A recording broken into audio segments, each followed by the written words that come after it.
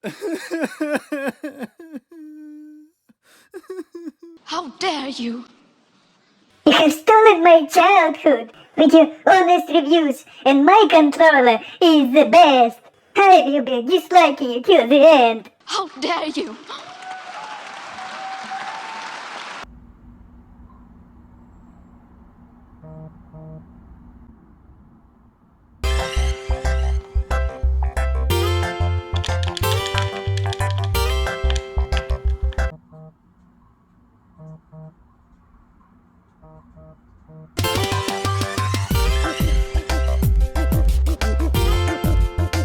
What? That speech reflects the growing public outrage.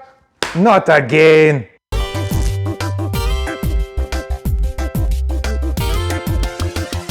What's up YouTube? Welcome to Roman Does Consumer Tips, and today we're looking at quite a few controllers for Nintendo Switch. And this on me is not a parachute, it's not a backpack, this is Woojer. If you want to know what Woojer is, this is a haptic response vest, and the rest I'll tell you about it in my next video. So make sure you hit that subscribe and like button to keep up to date with the video when it comes out. But going back to the controllers, I scavenged them from all corners of Amazon with one sole purpose: to find out if the cheaper ones are worth it and if they're comparable to the more expensive ones. And the results are actually interesting. Here's the price range for all the controllers that I have on my desk right now. So let's see what works and what doesn't.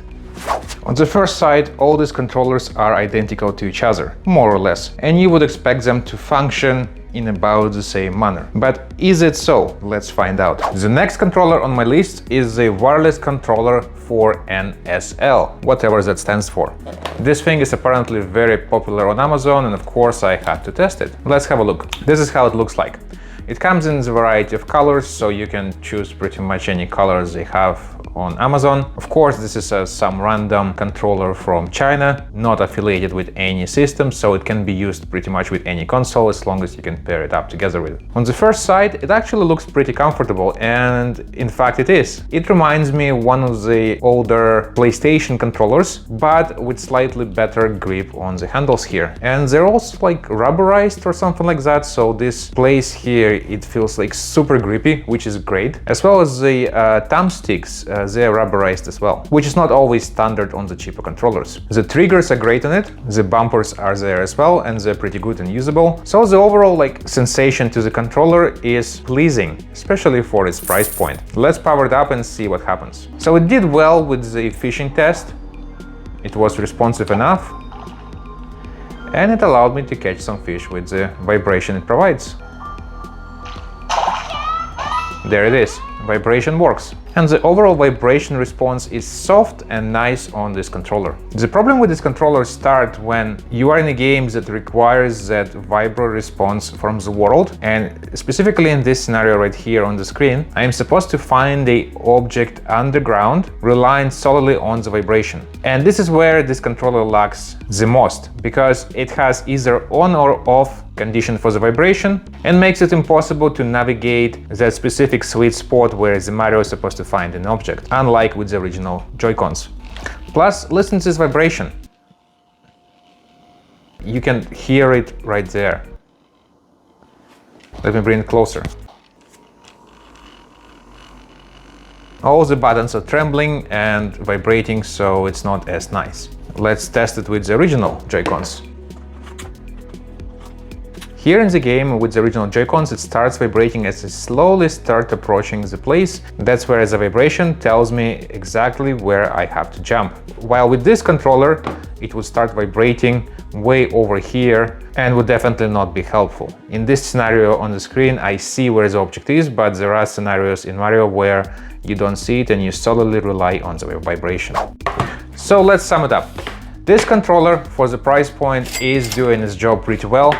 I like the overall rubbery grip that reminds me of older PlayStation controllers with slightly better texture and better curvature on the sides.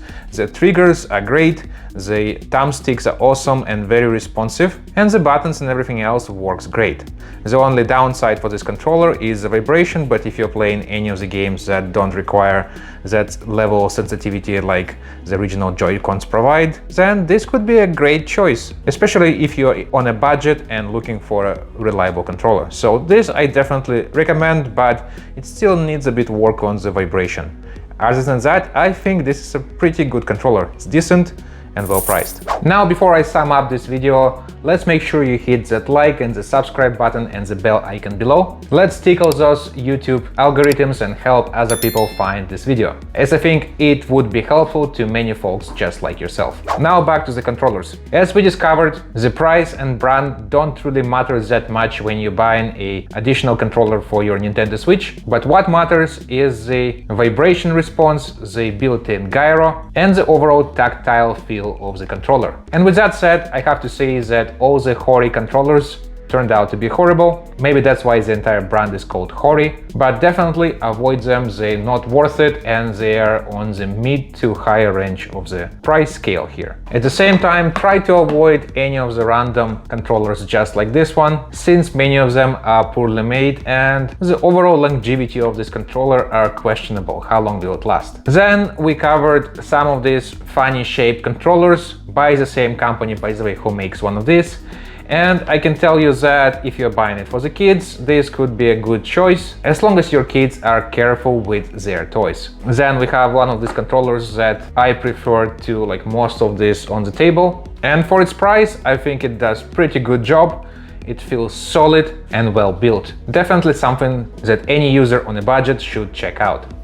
Then we have the Pro Controller, the original Pro Controller by Nintendo, and to be honest, I'm slightly disappointed because for the price point, it's not really worth it. Yes, it's not as expensive as the Pro Controllers for Xbox, let's say, but still, I personally feel like the original Joy-Cons that come with the Nintendo Switch are doing job just fine. And the only reason why I would choose the Pro Controller by Nintendo over, let's say, the GameSir, which I really liked, is the vibration. But if your games don't require that specific tactile, precise vibration, then maybe GameSir is actually a great alternative, because it can be paired with a lot of other devices, it has great sensors built into it for the gyro, and the overall features, even that additional hook for the cell phone, are definitely a plus. So it's unbeatable at its price point across all these controllers, except for the Pro Controller and of course the original Joy-Cons. Here's a quick Roman score for all these controllers.